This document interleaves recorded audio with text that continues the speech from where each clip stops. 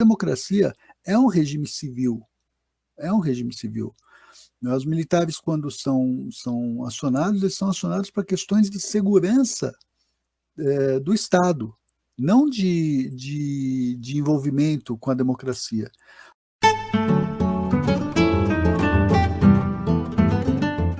Olá, pessoal. Eu sou a Andréia da Meta Política. Este é mais um episódio do nosso podcast semanal Ordem do Dia. Hoje nós vamos falar sobre a qualidade da democracia brasileira. E o nosso convidado para falar sobre o tema é o professor Carlos Mello.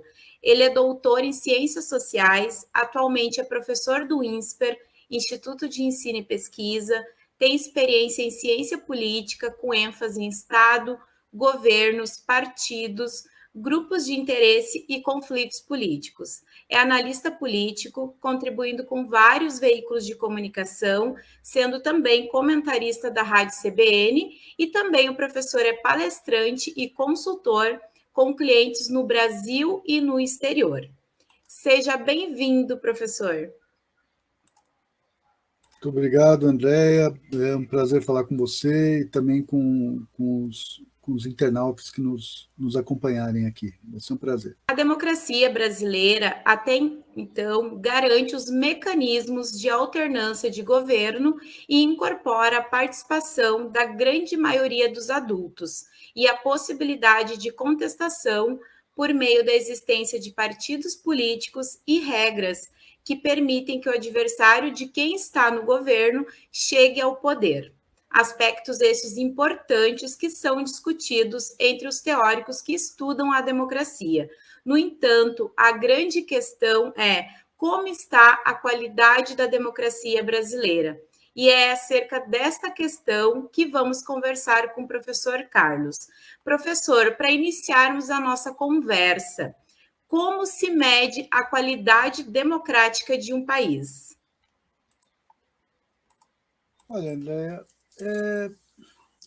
objetivamente, a qualidade democrática ela se dá por alguns mecanismos básicos. O primeiro deles é o bem-estar, né? A democracia resulta em algo, resulta em bem-estar, resulta em progresso social, né? Políticas públicas são efetivas, saúde, educação, segurança. A democracia ela consegue favorecer um sistema de emprego, de renda, né? E a democracia ela é inclusiva, ela traz novos atores à participação, essa participação é ativa. Ou seja, tem um teórico norte-americano chamado Robert Down, talvez seja a melhor referência em relação à democracia. Ele fala em responsividade. A democracia é capaz de responder aos anseios, à necessidade, aos desejos da população, né? Ela é capaz de incluir, né, novos setores a cada tempo. Na democracia você tem liberdade de expressão, e quando eu falo liberdade de expressão, evidentemente eu falo de liberdade de expressão com responsabilidade. A liberdade de expressão não é um valor absoluto e sem limites, né? Essa democracia ela favorece novos atores, novos participantes. O chefe da oposição, né, está em liberdade ou foi aprisionado, né? Esses são requisitos básicos de uma democracia. Quando você tem isso tudo, você pode ter maior ou menor bem-estar, mas você está a caminho do bem-estar, você está lutando pelo bem-estar. A democracia não é um regime pronto, acabado. A democracia é um regime sempre em evolução, né? Quando você fala de democracia, você busca sempre aperfeiçoamento democrático e institucional, né? Então, uma democracia com qualidade é uma democracia capaz de resultar em bem-estar, em participação e inclusão política e social. Professor, como a participação dos militares a partir das eleições de 2018 no governo enfraqueceu a democracia brasileira? André, a participação, a democracia é um regime de civis, né? Ela é um regime de civis. Os militares têm um papel importante na defesa do Estado, os militares têm um papel importante em qualquer país, mas justamente por serem militares, por andarem armados, por terem, né, dentro da teoria do Estado, o monopólio do uso da força física, né? É sempre muito importante que eles não se envolvam com a política. E se vierem a se envolver com a política, que façam isso não mais como militares.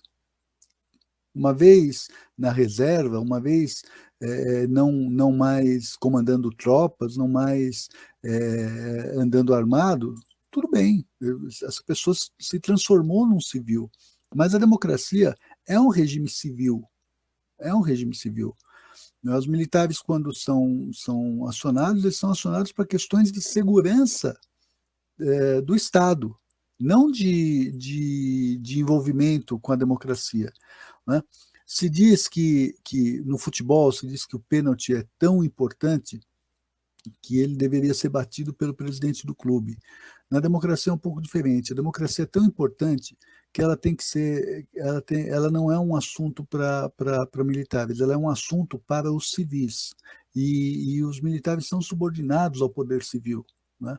O ministro da Defesa precisa ser civil, né? Aqueles que pensam a política de segurança com a participação dos militares, evidentemente, a política de segurança externa, com a participação dos técnicos militares, mas a decisão é sempre política, e a decisão política tem que ser resultado das urnas, né, de pessoas que se qualificaram para isso, se puseram para isso.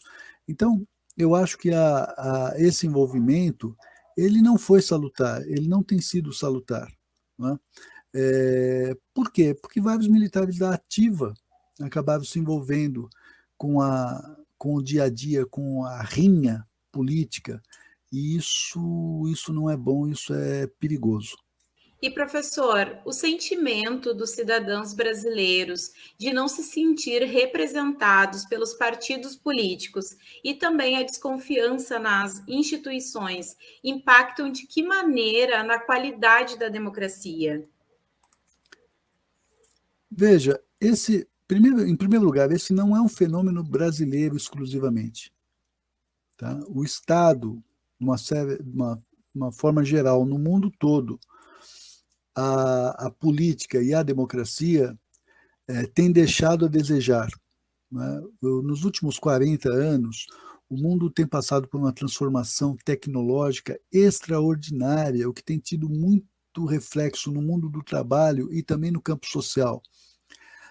Quando essas transformações ocorrem, são verdadeiras revoluções, o Estado, a política e a democracia sempre andam atrás desse processo, né? Dificilmente conseguem se adiantar, deveriam se adiantar, deveriam se antecipar a esse processo, mas nem sempre isso é possível.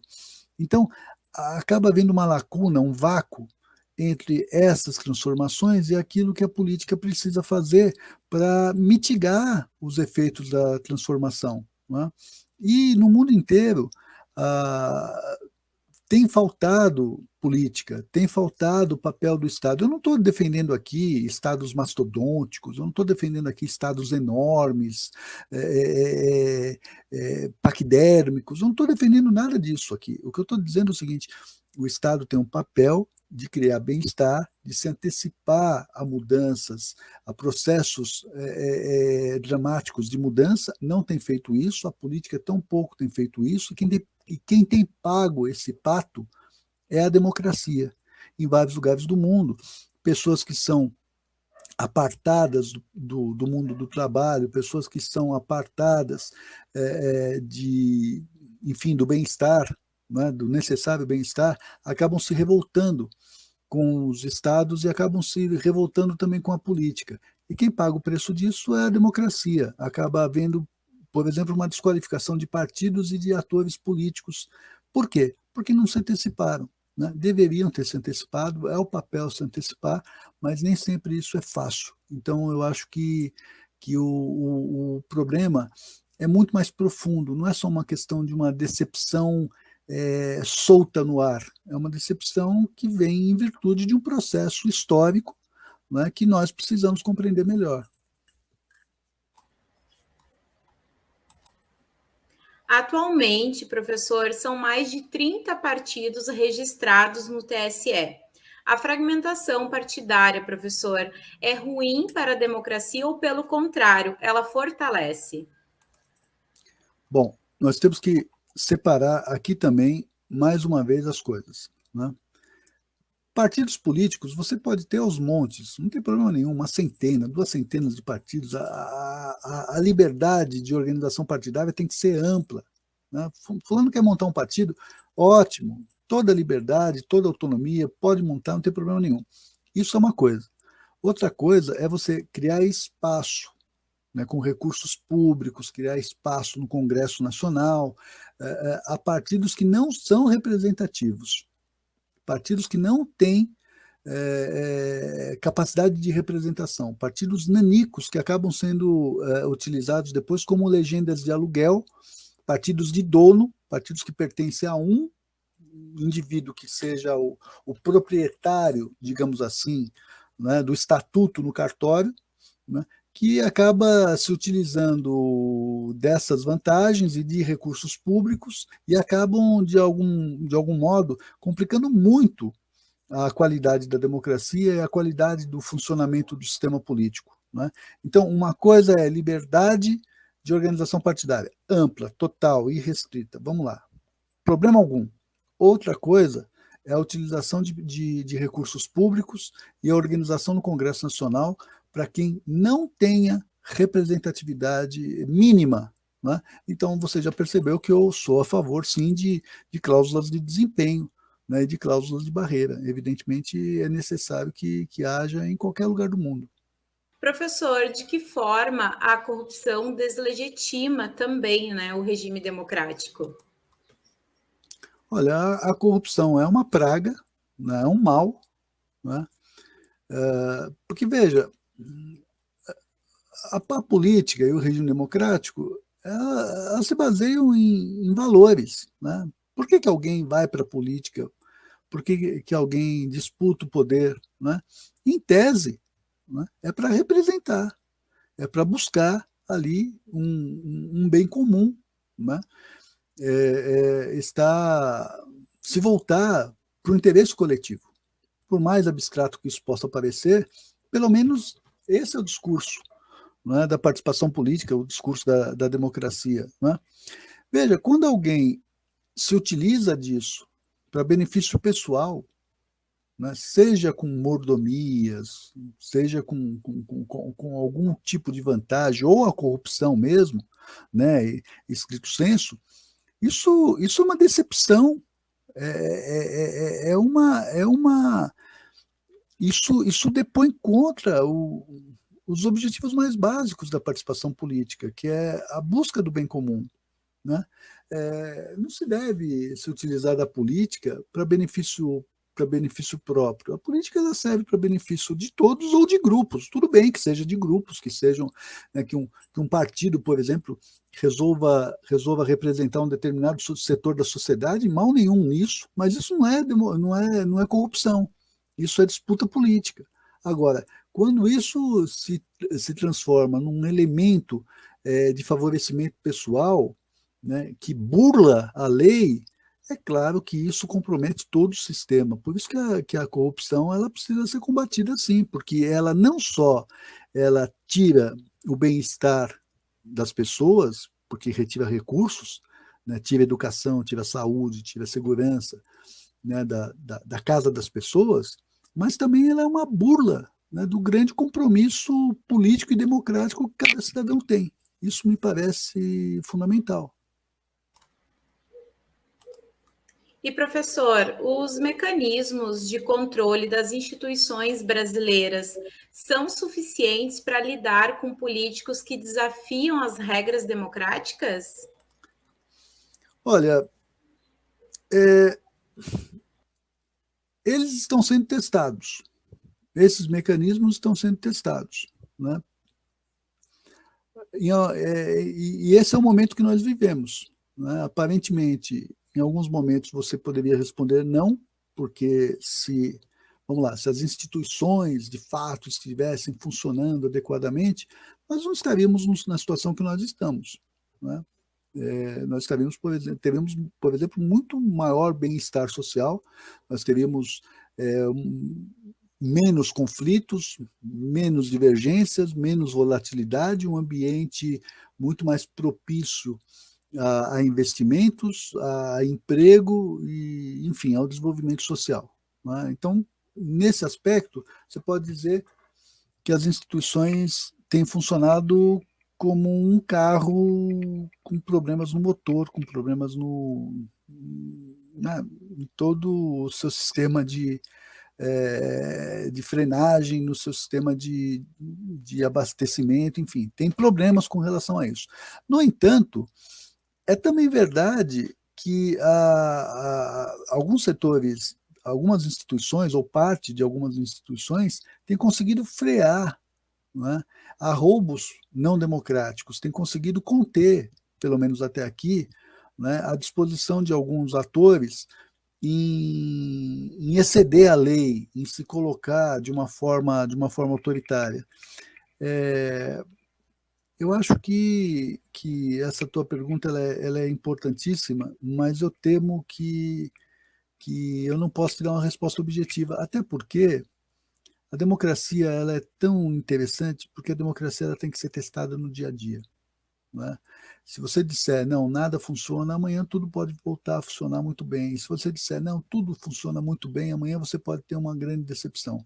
A democracia ela exige, né, uma permanente, um permanente estado de vigília, né, uma permanente vigilância para que ela funcione bem. E, professor, na sua opinião, quais seriam os meios possíveis para equilibrar as assimetrias entre os poderes executivo, legislativo e judiciário, e dessa forma aperfeiçoar o sistema democrático brasileiro? Olha, você sempre precisa aperfeiçoar, sempre é necessário, não é? Você precisa, por exemplo, combater uma situação em que o executivo tenha prevalência por conta dos recursos que ele detém sobre o legislativo, né? Algum grau de troca, de barganha, de negociação sempre haverá, né? Mas ele não pode se basear só nisso, né? Não pode ser, a causa do sistema não pode ser o sistema de troca e de barganhas, né? Então, é necessário colocar freios, né, na quantidade de recursos que possam ser barganhados, né, porque acaba se transformando num despropósito. O executivo pode aviltar o legislativo em virtude do fisiologismo que pode se estabelecer. Esse é um aspecto que precisa ser visto. Por outro lado, o legislativo tem que assumir um papel político forte. O legislativo não pode se negar a discutir questões controversas, não é? Por exemplo, nos últimos anos, na última década, 2 décadas, o legislativo se recusou a discutir questões de valor muito importantes, a questão da união homoafetiva, a questão vinculadas ao aborto em casos especiais. Isso tudo acabou sendo transferido para a esfera do judiciário, né? Foi o que se chamou ali de uma judicialização da política, né? A judicialização da política é sempre muito perigosa, porque você dá poder desmensurado a um outro poder, né? E isso pode se transformar depois na politização da justiça, né? Como a gente também tem visto. Então, eu acho que freios bons é quando há poderes que se autofiscalizam, mas também que seja respeitada a esfera de cada um. né? Então, o executivo, como diz o nome, executa, né? Orçamentos que são aprovados e são legislados no parlamento. O parlamento discute, o parlamento debate, o parlamento chega a conclusões e toma decisões, faz leis. E as leis são interpretadas, são fiscalizadas pelo executivo. Parece que é uma coisa simples, mas nem sempre é. Né? E aí que está o grande desafio, né? de aperfeiçoar o sistema, melhorando individualmente cada um dos poderes.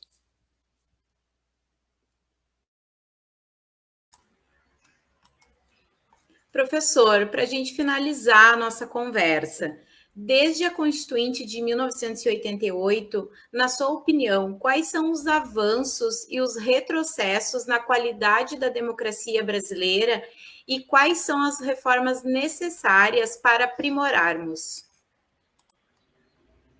Que nós tivemos vários avanços, até porque a Constituição de 88 é um marco de um novo regime, né, legal. O que nós tínhamos antes de 88? Uma ditadura. Né? Então se colocou ali coisas muito importantes, todos os cargos são eleitos. Né? Você vota para presidente, você vota para governador, você vota para prefeito, para senador, para deputados, vereadores, enfim, você vota para tudo. Isso, em comparação ao que havia antes de 88, é muito importante. Também vários partidos surgiram. Havia partidos na ilegalidade antes, havia uma falta de liberdade partidária horrorosa. Até agora, recentemente, nós convivemos com uma lei de segurança nacional, que também era uma coisa muito ruim, que também foi, por fim, revogada. Né? Então, houve uma série de avanços. Você não só tem a imprensa livre, como você tem uma imprensa plural. Né? Nesse sentido, a tecnologia ajudou muito. Né? Os meios de comunicação se multiplicaram e deixaram de ser monopólio de poucos grupos. Isso foi muito positivo. Surgiram blogs, surgiram as redes sociais, todo mundo se manifesta, enfim. Então, isso tudo é avanço, isso tudo é importante. Né? No entanto, acho que a gente ainda tem alguns problemas a resolver. Por exemplo, uma cultura política pouco democrática e autoritária. Né? Uma cultura política que ainda acredita na ideia de um chefe, de um patriarca, de um Dom Sebastião, né? Que possa resolver a parada sozinho, que ainda tenha desprezo pelo método democrático, que é um método de participação mais ampla, onde os tempos são mais demorados, sim. O tempo da política democrática é um tempo mais largo, né, que consome mais um pouco mais da paciência das pessoas. Isso é normal, e isso tem que fazer parte da cultura política. Eu acho que o país ainda tem, em grande medida, uma cultura política autoritária que acredita em salvadores da pátria. Né? Isso precisa ser rapidamente mudado. Né? A democracia ela pressupõe um governo de leis, né? Um governo de participação coletiva, e não um governo de indivíduos que se imponham à coletividade. Isso ainda precisa, em relação a isso, a gente ainda está bastante longe, e isso ainda precisa ser, de alguma forma, aperfeiçoado. Professor, eu quero agradecer, em nome de toda a nossa equipe, a sua participação, estar nesses momentos aqui, nos 25 minutos, conversando com a gente, falando sobre a qualidade da democracia brasileira. E agora o espaço é seu para se despedir dos ouvintes do nosso podcast Ordem do Dia. Olha, eu agradeço ao convite de vocês, acho muito importante o trabalho de vocês, como iniciativas assim como a de vocês, que tenta expandir a discussão, e os próprios limites da política são fundamentais. Oxalá que surjam várias aos montes na sociedade, para que a gente possa aprofundar o nosso debate e aprofundar o nosso entendimento do que é, afinal de contas, democracia. A democracia não é um regime só de liberdade e nem só de igualdade. A democracia é um regime que tenta ter o máximo de liberdade possível diante do máximo de igualdade possível também. Não é muito simples isso depende de uma equação muito fina, muito sofisticada, para que a gente possa progredir, porque ninguém é totalmente livre. A verdadeira pessoa, o verdadeiro sujeito absolutamente livre é o tirano, e nós não queremos um tirano. Por outro lado, se você imaginar que todos são iguais, você também pode... Todos são iguais perante a lei, mas você também pode tolir a criatividade, o melhor de cada um, enfim. Então é necessário equilibrar liberdade com igualdade e ter o máximo possível de cada um deles dentro de um sistema de equilíbrio e de bem-estar para todos. É isso, muito obrigado. Muito obrigada, professor. Aproveito para convidar a todos para acompanhar o nosso trabalho da Meta Política nas redes sociais, também nos acompanhar no canal do YouTube. Muito obrigada. Este foi mais um episódio do nosso podcast Ordem do Dia. Até mais.